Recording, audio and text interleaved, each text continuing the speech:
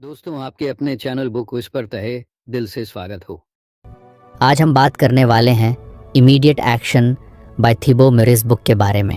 ईशान हमेशा से एक टैलेंटेड इंजीनियर था।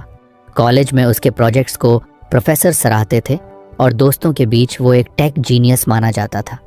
लेकिन जॉब लगने के बाद जैसे उसकी लाइफ एक अलग ही जोन में चली गई थी। डेडलाइंस पास आती और वो खुद को एक्सक्यूजेस देते हुए पाता, अभी मूड नहीं है, कुछ नेटफ्लिक्स देख लेता हूँ, या फिर यार कल से पक्का स्टार्ट करूँगा। धीरे धीरे ये हैबिट बन गई और उसे समझ नहीं आ रहा था कि आखिर वो इतना टाल मटोल क्यों करने लगा है। मंडे मॉर्निंग थी और उसकी ईमेल में एक अर्जेंट प्रोजेक्ट का रिमाइंडर पड़ा था। क्लाइंट को अगले हफ्ते तक फाइनल रिपोर्ट चाहिए थी, लेकिन ईशान ने अभी तक उसे प्रॉपरली स्टार्ट भी नहीं किया था। उसने लैपटॉप खोला, कुछ देर स्क्रीन को घूरा, फिर उठा और किचन में कॉफ़ी बनाने चला गया। कॉफ़ी बनाते बनाते उसे याद आया कि उसे अपने पुराने कॉलेज फ्रेंड्स के मैसेजेस का रिप्लाई भी करना था। फिर इंस्टाग्राम खोल लिया, मीम्स देखे और 1 घंटे तक बस स्क्रॉल करता रहा। जब उसे रियलाइज़ हुआ कि वो कितना टाइम वेस्ट कर चुका है, गिल्ट से उसका मूड ख़राब हो गया। यार मैं ऐसा क्यों कर रहा हूँ, पहले तो ऐसा नहीं था, उसने खुद से कहा। उसने इंटरनेट पर प्रोक्रेस्टिनेशन के बारे में पढ़ना शुरू किया और एक आर्टिकल में लिखा था, understand the reasons behind your procrastination before trying to overcome it. ये लाइन पढ़कर वो सोच में पड़ गया। क्या सच में कोई रीज़न है जिसके कारण वो इतना टाल मटोल कर रहा है? उसने सेल्फ एनालिसिस शुरू किया।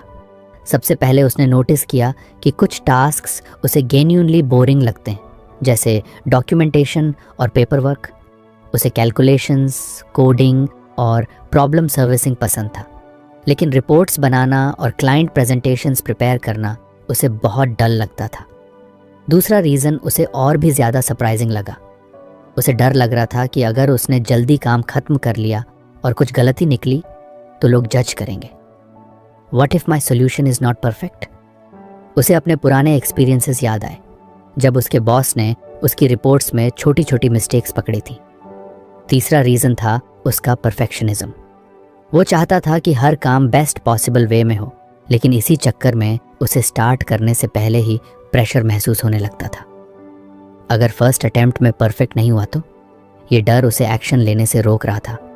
उसने ये सब पॉइंट्स अपने डायरी में लिखे और सोचा, अब मुझे इन इश्यूज़ को फिक्स करना पड़ेगा, वरना मैं ऐसे ही स्टक रहूँगा। उसने अपने एक दोस्त ईशान को कॉल किया, जो उसकी इंडस्ट्री में ही काम करता था, लेकिन बहुत डिसिप्लिन था। भाई, तुझे कभी ऐसा फील होता है कि तेरा काम इंटरेस्टिंग तो है, लेकिन फिर भी तेरा मन नहीं करता उसे स्टार्ट करने का? ईशान हंसा, अरे ये तो हर किसी के साथ होता है, बस डिफरेंस ये है कि कुछ लोग इसे समझकर कंट्रोल कर लेते हैं और कुछ लोग इसे हैबिट बना लेते हैं। तो फिर तू कैसे हैंडल करता है? सिंपल, मैं पहले आइडेंटिफाई करता हूँ कि मुझे किस काम से परेशानी हो रही है, फिर उसको छोटे छोटे पार्ट्स में डिवाइड कर देता हूँ। सबसे पहले वो आसान पार्ट करता हूँ जिससे मोमेंटम बने। ईशान को यह आइडिया अच्छा लगा। उसने सोचा कि अगर वो पूरे रिपोर्ट प्रिपरेशन को एक ही बार में करने की सोचता रहेगा तो ऑब्वियसली उसे ओवरवेलमिंग लगेगा। अगर वो इसे छोटे स्टेप्स में बांटे, पहले सिर्फ डेटा कलेक्ट करे, फिर रफ ड्राफ्ट बनाए, फिर उसे रिफाइन करे, तो शायद काम आसान लगेगा। नेक्स्ट डे उसने एक्सपेरिमेंट करने का सोचा। सुबह उठते ही सबसे पहले उसने रिपोर्ट ओपन की और बस 5 मिनट के लिए डेटा ऑर्गेनाइज करने लगा। कुछ ही देर में उसे महसूस हुआ कि उसका रेजिस्टेंस कुछ कम हो रहा है। फिर उसने सोचा, चलो बस एक पैराग्राफ ड्राफ्ट कर लेता हूँ, और वो भी हो गया। उसका डर धीरे धीरे कम होने लगा। उसे समझ आया कि सबसे मुश्किल पार्ट होता है काम स्टार्ट करना। एक बार स्टार्ट कर लिया तो मोमेंटम खुद ब खुद बिल्ड होने लगता है। अब भी पूरी प्रॉब्लम सॉल्व नहीं हुई थी, लेकिन कम से कम उसे समझ आ गया था कि प्रोक्रेस्टिनेशन सिर्फ लेजीनेस नहीं होती, उसके पीछे कुछ डीपर रीजंस होते हैं। उसने डिसाइड किया कि वो धीरे धीरे अपनी इस हैबिट को कंट्रोल में लाएगा। अभी उसके सफ़र की शुरुआत ही हुई थी। ईशान को अब समझ आ गया था कि उसका प्रोक्रेस्टिनेशन सिर्फ आलस नहीं था, बल्कि उसके दिमाग में भरा हुआ क्लटर था जो उसे आगे बढ़ने से रोक रहा था। लेकिन अब भी वो पूरी तरह उस पैटर्न से बाहर नहीं निकल पाया था। कभी कभी फिर से वही पुरानी आदतें पकड़ लेती। काम करने बैठता, लेकिन बीच में कोई नया थॉट आ जाता और वो दूसरी चीज़ों में भटक जाता। उसे अब एक और चीज़ क्लियर हो रही थी, सिर्फ एक्सटर्नल चीज़ों को मैनेज करने से कुछ नहीं होगा, उसे अपने दिमाग का क्लटर भी साफ करना होगा। एक शाम जब वो अपनी डेस्क पर बैठा था, उसने गौर किया कि उसके आसपास कितना सारा फिजिकल क्लटर पड़ा था। पुराने बिल्स, आधे लिखे हुए नोट्स, पिछले साल के कॉन्फ्रेंस के ब्रोशर्स, कुछ रैंडम पेपर्स, सब कुछ यूं ही फैला हुआ था। उसे याद आया कि एक बार उसने कहीं पढ़ा था कि एक्सटर्नल क्लटर मेंटल क्लटर को बढ़ा देता है। उसने फैसला किया कि सबसे पहले वो अपनी वर्क स्पेस को साफ करेगा। वो उठा, एक बड़ी सी खाली बॉक्स ली और जो भी चीज़ उसे ज़रूरी नहीं लगी सब उसमें डालने लगा। कुछ चीज़ें रखनी ज़रूरी थीं, लेकिन उनका कोई प्रॉपर प्लेस नहीं था। उसने सोचा कि यही तो उसकी पूरी लाइफ में भी हो रहा था। कुछ इम्पॉर्टेंट थॉट्स थे, लेकिन वो इधर उधर बिखरे पड़े थे, जिसकी वजह से उसकी क्लैरिटी ख़राब हो रही थी। जब उसका डेस्क साफ हो गया तो उसे एक अजीब सी सेटिस्फैक्शन महसूस हुई। पहली बार उसकी टेबल पर सिर्फ लैपटॉप, एक नोटबुक और एक कॉफ़ी मग रह गए थे। फिर उसने सोचा कि सिर्फ फिजिकल क्लटर नहीं, उसके दिमाग में भी बहुत सारी अनफिनिश्ड चीज़ें भरी पड़ी थीं। कुछ ऐसे काम जो उसने शुरू तो किए थे लेकिन कभी पूरे नहीं किए, कुछ ऐसे डिसीजंस जो उसने टाल दिए थे, और कुछ ऐसे गोल्स जिन पर उसने कभी एक्शन ही नहीं लिया। उसने अपनी डायरी निकाली और सारे ऐसे टास्क्स लिखने शुरू किए जिन्हें उसने कभी पूरा नहीं किया था। लिस्ट लंबी होती गई। कुछ पुराने ईमेल्स का रिप्लाई करना, कुछ फ्रेंड्स से कॉल करने का प्लान था जो कभी हो ही नहीं पाया, एक प्रोग्रामिंग कोर्स जो उसने ज्वाइन किया था लेकिन हाफ वे छोड़ दिया था, कुछ ऐसे पर्सनल गोल्स जिनके बारे में सोचा था लेकिन कुछ किया नहीं। जब उसने पूरी लिस्ट देखी तो उसे लगा जैसे उसके दिमाग में हर वक्त ये सब एक बैकग्राउंड नॉइज़ की तरह चल रहा था, जिसे वो कभी प्रॉपरली नोटिस नहीं कर रहा था। ये सारी इनकम्प्लीट चीज़ें उसे मेंटली एग्जॉस्टेड कर रही थी और वो खुद भी नहीं समझ पा रहा था कि उसका दिमाग इतना हैवी क्यों महसूस करता है। उसने डिसाइड किया कि अब वो एक एक करके इन सारे पेंडिंग कामों को पूरा करेगा। सबसे पहले उसने वो ईमेल्स भेजी जो उसे महीनों पहले भेजनी थी। फिर उसने उन 2 दोस्तों को कॉल किया जिनसे वो बहुत समय से बात नहीं कर पाया था। हर बार जब वो एक छोटा सा इनकम्प्लीट टास्क पूरा करता, उसे अपने दिमाग में कुछ सी रिलीफ महसूस होती। फिर उसने अपने पुराने कोर्स को देखा जो उसने हाफ छोड़ दिया था। उसे याद आया कि जब उसने वो कोर्स शुरू किया था तब कितना एक्साइटेड था, लेकिन बीच में कुछ और अर्जेंट काम आ गए और उसने उसे टाल दिया था। उसने सोचा कि अगर वो इसे पूरा नहीं करना चाहता तो उसे ऑफिशियली ड्रॉप करना चाहिए, ताकि उसके दिमाग में ये एक ओपन लूप की तरह ना रहे। उसने कोर्स के डैशबोर्ड में जाकर देखा और सोचा, चलो कम से कम एक मॉड्यूल तो कंप्लीट कर लेता हूँ, और उसने वो शुरू कर दिया। उसे खुद भी यकीन नहीं हो रहा था कि जिस काम को वो महीनों से टाल रहा था उसे बस स्टार्ट करने की देर थी।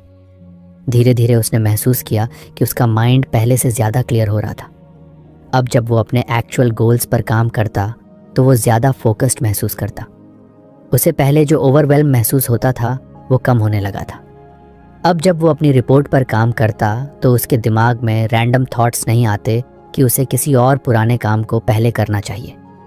एक दिन उसने अपनी डायरी खोली और नोटिस किया कि अब उसमें ज़्यादा स्पेस खाली थी। उसके पुराने पेंडिंग टास्क लिस्ट के ज़्यादातर आइटम अब कंप्लीट हो चुके थे। उसे पहली बार ऐसा महसूस हुआ कि वो अपनी लाइफ में कंट्रोल वापस ले रहा है। कुछ हफ्तों बाद जब वो अपने लैपटॉप पर एक नया प्रोजेक्ट शुरू कर रहा था तो उसने रियलाइज़ किया कि अब उसे पहले जैसा रेजिस्टेंस नहीं हो रहा था। उसने बिना किसी डिस्ट्रैक्शन के फाइल ओपन की, अपनी कॉफ़ी का एक SIP लिया और सीधे काम में लग गया। उसे अब समझ आ गया था कि जब तक उसके दिमाग में बहुत सारी अनकम्प्लीटेड चीज़ें चलती रहेंगी तब तक वो किसी भी नए काम को पूरी एनर्जी से नहीं कर पाएगा। अब उसका सफ़र पूरा हो चुका था। वो प्रोक्रेस्टिनेशन से बाहर निकल आया था। ईशान को अब लगने लगा था कि उसने अपनी प्रोक्रेस्टिनेशन की आदत पर काफ़ी हद तक काबू पा लिया है। लेकिन कभी कभी जब कोई बड़ा और इम्पॉर्टेंट टास्क सामने आता तब वो फिर से वही पुरानी आदतों में लौट जाता। काम करने बैठता, फिर एक रैंडम वीडियो देखने लगता या फिर बस इधर उधर की चीज़ों में उलझ जाता। उसे समझ नहीं आ रहा था कि ऐसा क्यों हो रहा है, जबकि उसने खुद को इतना डिसिप्लिन्ड बना लिया था। अब तक उसे लग रहा था कि प्रोक्रेस्टिनेशन सिर्फ एक बैड हैबिट है, लेकिन धीरे धीरे उसे एहसास हुआ कि ये उससे कहीं ज़्यादा गहरी चीज़ थी। एक दिन उसने खुद से सवाल किया, मैं सच में इस काम को अवॉइड करना चाहता हूँ या इसके पीछे कोई और रीज़न है? उसने गौर किया कि जब भी कोई नया चैलेंज आता तो उसके दिमाग में एक सटल सा डर पैदा हो जाता था। क्या मैं इसे ठीक से कर पाऊंगा? जब उसने अपनी पिछली आदतों को एनालाइज किया तो उसे एहसास हुआ कि उसकी प्रोक्रेस्टिनेशन का एक बहुत बड़ा कारण सेल्फ डाउट था। उसे हमेशा लगता था कि वो जो भी करेगा वो उतना अच्छा नहीं होगा जितना होना चाहिए। उसे अपने कॉलेज के दिन याद आए जब वो कोडिंग कॉम्पिटिशन्स में भाग लेता था। एक बार उसने एक बहुत ही कॉम्प्लेक्स प्रॉब्लम को सॉल्व करने की कोशिश की थी, लेकिन लास्ट मोमेंट पर उसकी कोडिंग में एरर आ गई थी और उसने हार मान ली थी। उस दिन के बाद से वो हर बार किसी डिफ़िकल्ट टास्क को शुरू करने से पहले ही हेजिटेट करने लगा था। उसे डर रहता था कि अगर उसने काम शुरू किया और गलती हो गई तो लोग जज करेंगे। यही सोच उसे एक्शन लेने से रोक देती थी। उसे एहसास हुआ कि प्रोक्रेस्टिनेशन सिर्फ टाइम मैनेजमेंट का इशू नहीं था, बल्कि उसके दिमाग के अंदर एक डीपली रूटेड फियर था। वो सिर्फ बोरिंग या डिफ़िकल्ट टास्क्स को अवॉइड नहीं कर रहा था, बल्कि वो उन सिचुएशन से बच रहा था जहां उसे अपनी कैपेबिलिटीज़ को प्रूव करना होता। कहीं ना कहीं वो फेलियर को लेकर इतना कॉशियस हो गया था कि उसने रिस्क लेना ही बंद कर दिया था। अब जब उसे ये समझ आ गया कि उसकी प्रोक्रेस्टिनेशन की जड़ क्या है, तो उसने इसे सही तरीके से हैंडल करने का फैसला किया। उसने सबसे पहले ये मान लिया कि हर बार परफेक्ट रिजल्ट देना ज़रूरी नहीं है। अगर कोई काम सही से नहीं होता तो इसका मतलब ये नहीं कि उसने पूरी कोशिश नहीं की। उसने खुद को याद दिलाया कि फेलियर भी लर्निंग का एक पार्ट है। अब जब भी उसे किसी मुश्किल टास्क को शुरू करने में रेजिस्टेंस महसूस होता तो वो खुद से एक सिंपल सवाल पूछता, मैं इस काम को जेन्युइनली नहीं करना चाहता या मैं सिर्फ इससे डर रहा हूँ? अगर जवाब ये होता कि वो डर रहा है तो वो जानबूझकर खुद को उस डिस्कम्फर्ट में डाल देता। उसने महसूस किया कि जब भी वो किसी डर का सामना करता तो वो धीरे धीरे कम होने लगता था। एक दिन उसकी कंपनी में एक नया प्रोजेक्ट आया जिसमें उसे एक पूरी नई टेक्नोलॉजी पर काम करना था। पहले इंस्टिंक्ट के तौर पर उसने सोचा कि वो इस काम को कुछ देर बाद शुरू करेगा, लेकिन फिर उसने खुद से पूछा, क्या मैं इसे टाल रहा हूँ क्योंकि मुझे ये बोरिंग लग रहा है या क्योंकि मुझे डर है कि मैं इसे ठीक से नहीं कर पाऊंगा? जवाब साफ था, उसे डर था कि वो इसे अच्छे से नहीं कर पाएगा। इस बार उसने अपनी स्ट्रैटेजी बदली। उसने खुद से कहा कि वो इस काम को सिर्फ 10 मिनट के लिए करेगा, बिना ये सोचे कि इसका आउटकम क्या होगा। उसने प्रोजेक्ट ओपन किया, डॉक्यूमेंटेशन पढ़ना शुरू किया और कोडिंग के कुछ बेसिक स्टेप्स लिखे। उसे लगा कि ये उतना भी मुश्किल नहीं था जितना उसने सोचा था। धीरे धीरे वो उस काम में इतना इंग्रोस्ड हो गया कि घंटों बीत गए और उसे पता भी नहीं चला। उसे अब समझ आ रहा था कि असली प्रॉब्लम काम इटसेल्फ नहीं था, बल्कि उसका दिमाग जो पहले से ही डर बना लेता था। अब उसने अपनी पुरानी माइंडसेट को पूरी तरह से चेंज कर लिया था। वो जानता था कि प्रोक्रेस्टिनेशन से पूरी तरह से छुटकारा पाना नामुमकिन है, लेकिन अब उसे इससे डील करना आ गया था। जब भी उसे कोई नया काम इंटिमिडेटिंग लगता, वो खुद को एक सिंपल रिमाइंडर देता, बस शुरू कर, बाकी चीज़ें अपने आप ठीक हो जाएंगी। अब वो खुद को फेलियर्स और मिस्टेक्स से बचाने के बजाय उनसे सीखने के लिए तैयार करने लगा था। एक दिन जब उसने अपनी डायरी खोली तो उसने नोटिस किया कि उसकी पुरानी टू डू लिस्ट्स में जितने भी अनफिनिश्ड टास्क्स थे वो अब पूरे हो चुके थे। उसका दिमाग पहले से कहीं ज़्यादा क्लियर था और अब उसे अपनी एबिलिटीज़ पर भरोसा भी होने लगा था। उसने रियलाइज़ किया कि असली बदलाव तब आता है जब हम अपनी प्रॉब्लम्स को सिर्फ सरफेस लेवल पर नहीं, बल्कि उनकी जड़ तक जाकर समझते हैं। अब वो पहले जैसा नहीं रहा था।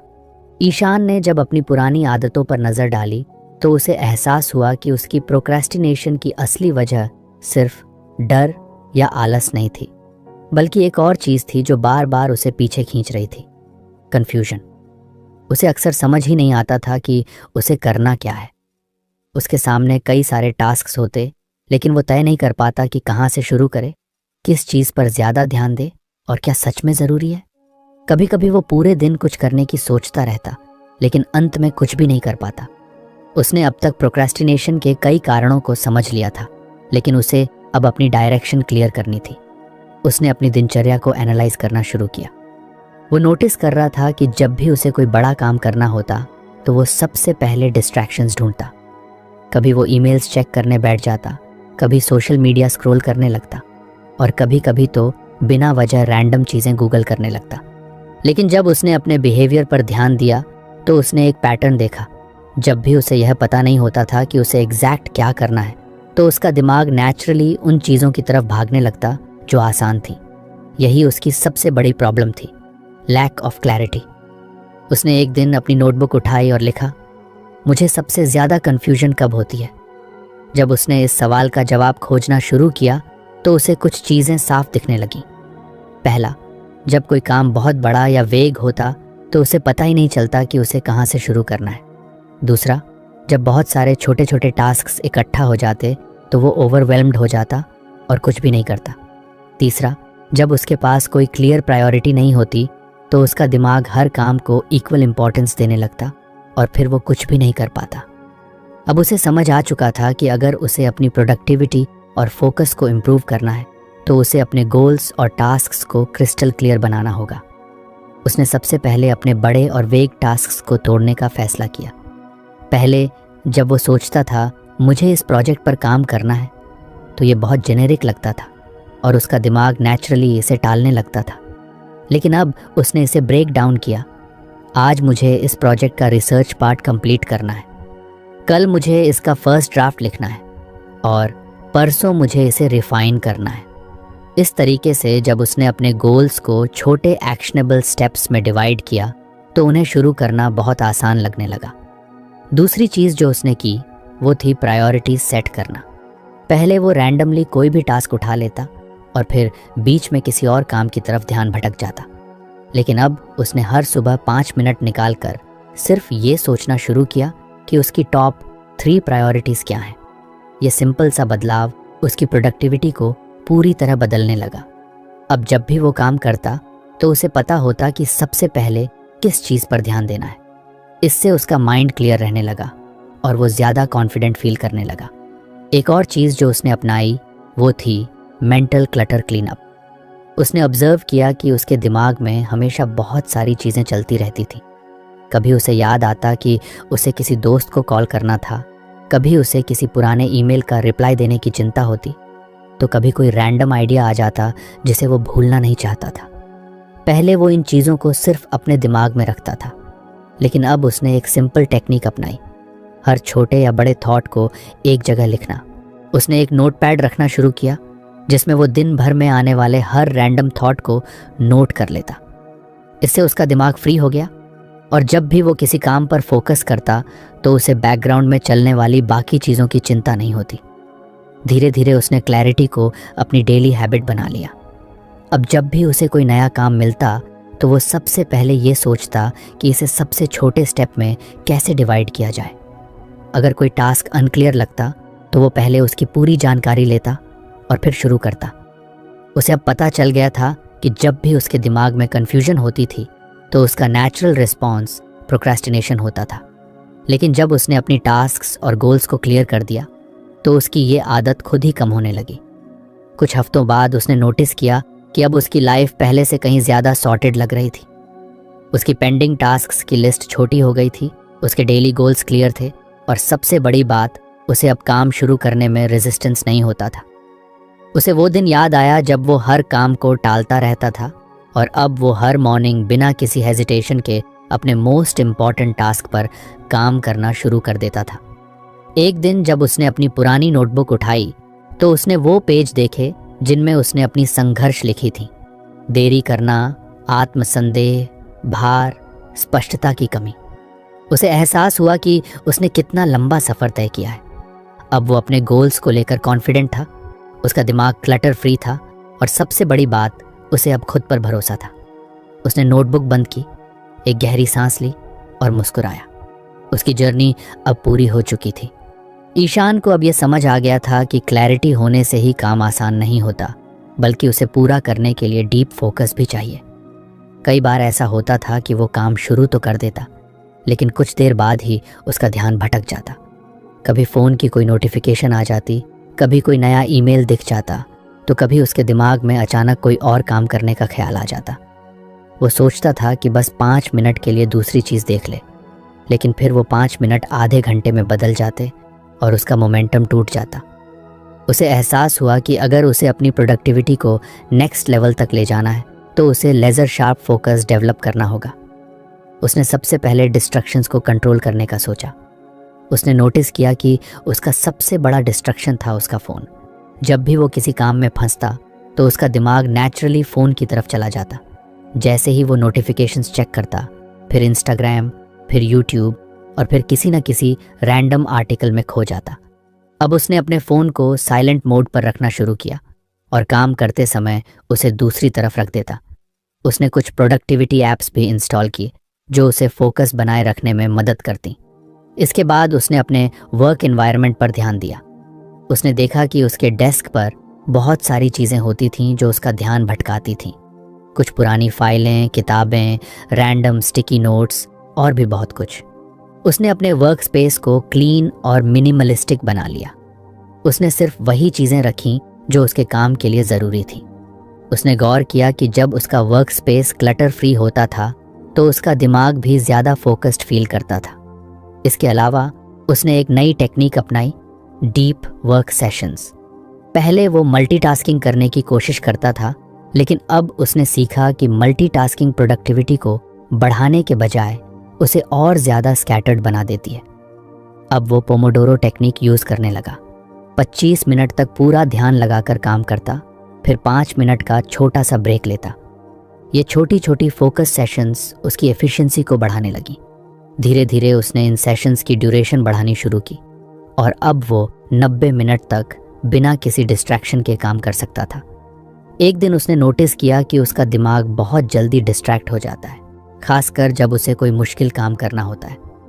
उसे समझ आया कि इसका कारण सिर्फ एक्सटर्नल डिस्ट्रैक्शंस नहीं थे, बल्कि उसके अंदर भी कुछ ऐसी मेंटल हैबिट्स थीं जो उसे फोकस करने से रोकती थी।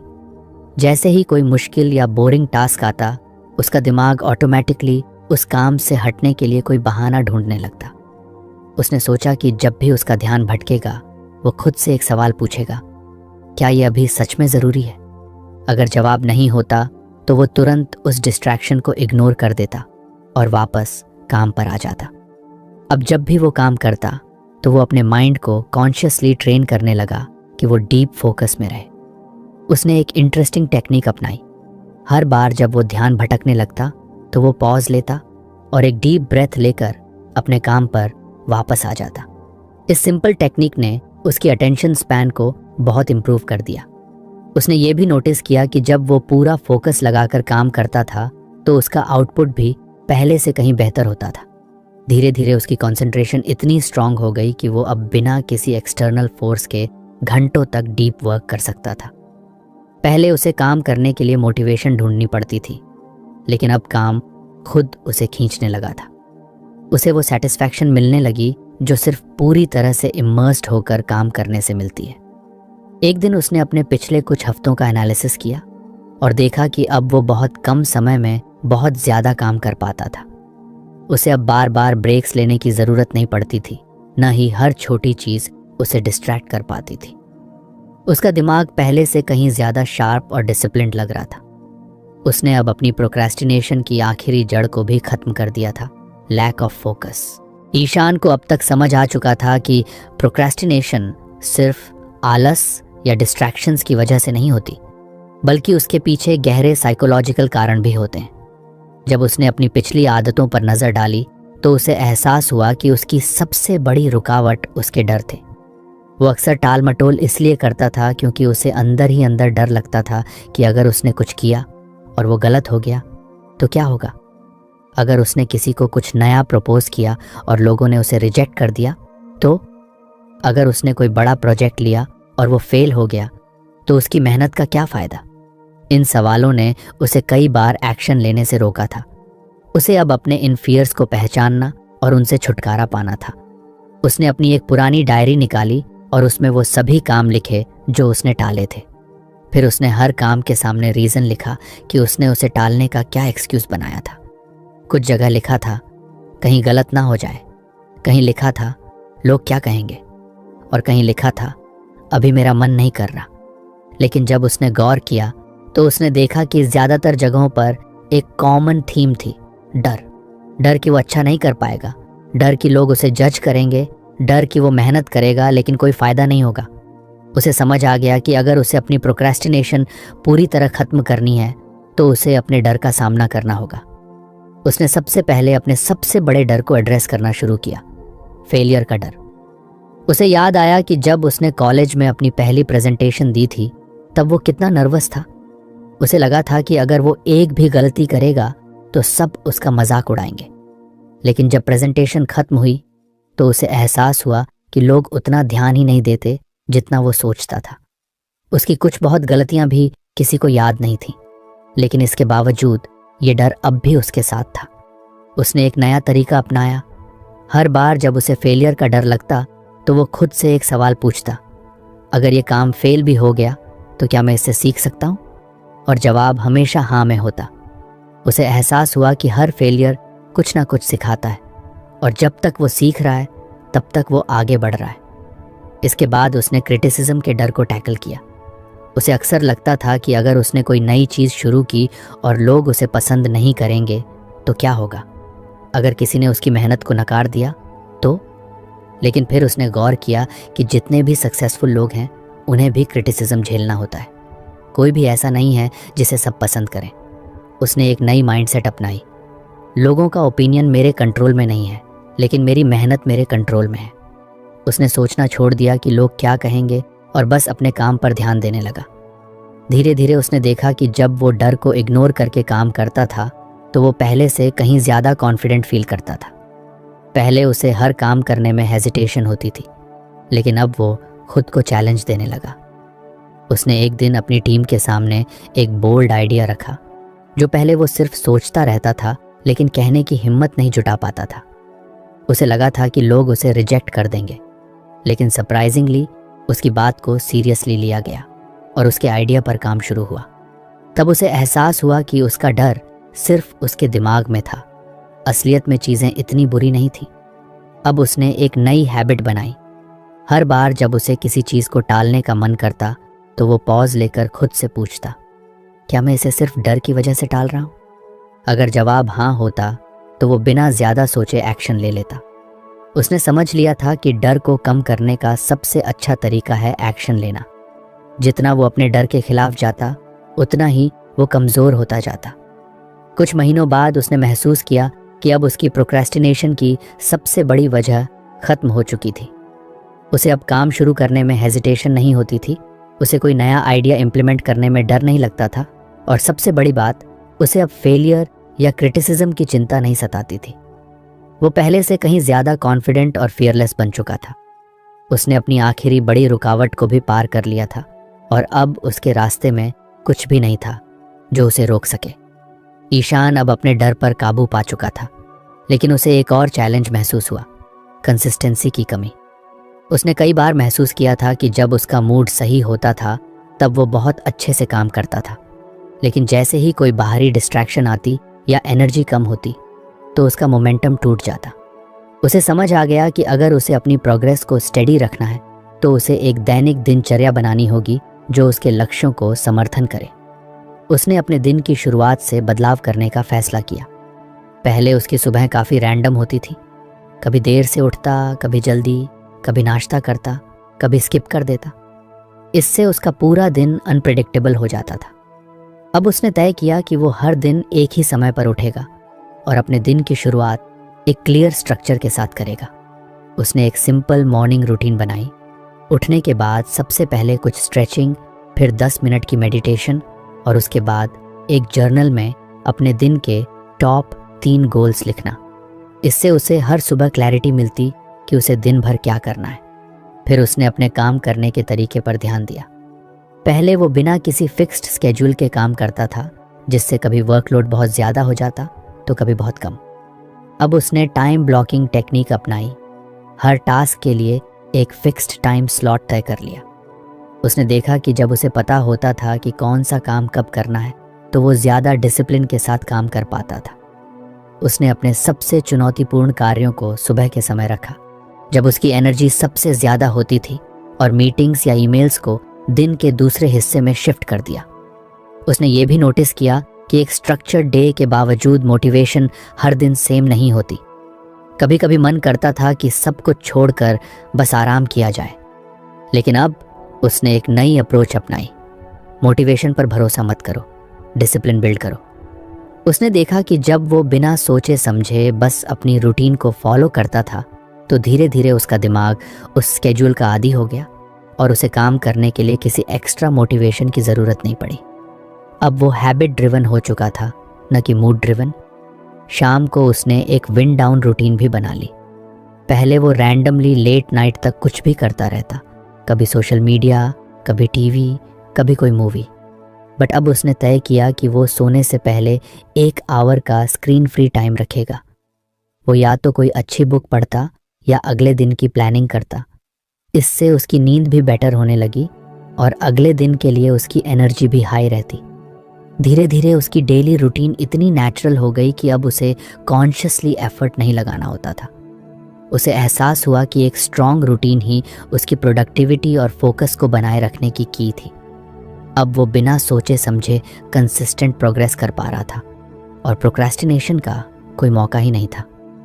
उसके अंदर अब वो डिसिप्लिन आ चुका था जो किसी भी बड़े गोल को अचीव करने के लिए ज़रूरी होता है। ईशान ने अब तक अपने प्रोक्रेस्टिनेशन के लगभग हर पहलू को समझ लिया था और उन पर काम भी कर रहा था। डर से निपटना सीख लिया था, डेली रूटीन बना ली थी, लेकिन उसे महसूस हुआ कि कभी कभी उसके अंदर एक अजीब सी उलझन बनी रहती थी। ऐसा लगता था जैसे दिमाग में हर समय बहुत सारी चीज़ें चल रही हैं, पेंडिंग टास्क्स, फ्यूचर गोल्स, छोटे छोटे काम जो बीच में रह गए थे। उसे लगने लगा कि जब तक उसका दिमाग क्लियर नहीं होगा तब तक वो पूरी तरह फोकस नहीं कर पाएगा। उसने अपनी डायरी उठाई और उन सभी चीज़ों की लिस्ट बनाने लगा जो अधूरी रह गई थी। पुराने प्रोजेक्ट्स, पढ़ाई की अधूरी किताबें, पेंडिंग ईमेल्स, यहाँ तक कि छोटे छोटे पर्सनल काम जो वो महीनों से टालता आ रहा था। जब लिस्ट पूरी हुई तो उसे एहसास हुआ कि उसके दिमाग में क्लटर कितना ज़्यादा था। इस मेंटल क्लटर की वजह से ही वो हमेशा ओवरवेल्म महसूस करता था और कभी कभी बिना वजह थकान महसूस होती थी। अब उसने एक सिंपल स्ट्रैटेजी अपनाई, एक बार में एक चीज़ ख़त्म करो। उसने सबसे पहले छोटे छोटे टाले हुए टास्क्स पूरे करने शुरू किए। पुरानी ईमेल्स क्लियर की, अनरेड मैसेजेस का जवाब दिया, अपनी वर्क डेस्क को ऑर्गेनाइज किया और यहाँ तक कि वो किताबें भी पढ़नी शुरू की जो उसने सालों से अनटच्ड छोड़ रखी थी। हर बार जब वो कोई अधूरा काम खत्म करता तो उसे अजीब सा सेटिस्फैक्शन मिलता। धीरे धीरे उसने अपने बड़े टास्क्स पर भी काम करना शुरू किया। उसने अपने सभी गोल्स को फिर से देखा और उन पर क्लैरिटी लाने की कोशिश की। पहले वो बस वेग तरीके से सोचता था कि उसे आगे क्या करना है, लेकिन अब उसने अपनी प्रायोरिटीज़ डिफाइन करनी शुरू की। उसने हर गोल को छोटे स्टेप्स में तोड़कर एक प्रॉपर एक्शन प्लान बनाया। अब उसे हर दिन पता होता था कि उसे क्या करना है और उसकी डिसीजन मेकिंग पहले से कहीं ज़्यादा शार्प हो गई थी। एक दिन उसने गौर किया कि उसकी प्रोक्रेस्टिनेशन लगभग ख़त्म हो चुकी थी। अब वो खुद से बहाने नहीं बनाता था, काम को टालता नहीं था और सबसे बड़ी बात, वो हर चीज़ में क्लैरिटी महसूस करता था। उसके अंदर एक नया कॉन्फिडेंस आ चुका था। उसने समझ लिया था कि प्रोडक्टिविटी सिर्फ ज़्यादा काम करने के बारे में नहीं है, बल्कि सही चीज़ों पर फोकस करने और एक क्लियर माइंडसेट रखने के बारे में। अब जब वो अपने जीवन की तरफ देखता तो उसे महसूस होता कि उसने एक लंबा सफ़र तय किया है। एक समय था जब वो काम टालता रहता था, खुद पर डाउट करता था और अपने डर के आगे हार मान लेता था, लेकिन अब वो अपने हर एक्शन को कंट्रोल करता था। उसे एहसास हुआ कि असली बदलाव बाहर से नहीं बल्कि अंदर से आता है। जब इंसान अपने दिमाग की उलझनों को सुलझा लेता है तो बाहर की दुनिया अपने आप आसान लगने लगती है। ईशान को अब पता था कि आगे चाहे कोई भी चैलेंज आए, वो उसे प्रोक्रेस्टिनेशन में फंसे बिना हैंडल कर सकता है। उसने न सिर्फ अपनी आदतें बदली थीं, बल्कि खुद को पूरी तरह से ट्रांसफॉर्म कर लिया था। उसकी जर्नी यहीं ख़त्म नहीं हुई थी, बल्कि अब उसकी असली ग्रोथ शुरू हुई थी। तो फ्रेंड्स, ये थी हमारी आज की बुक समरी। आपको कैसी लगी कमेंट करके ज़रूर बताएं और धन्यवाद आपका समरी एंड तक सुनने के लिए।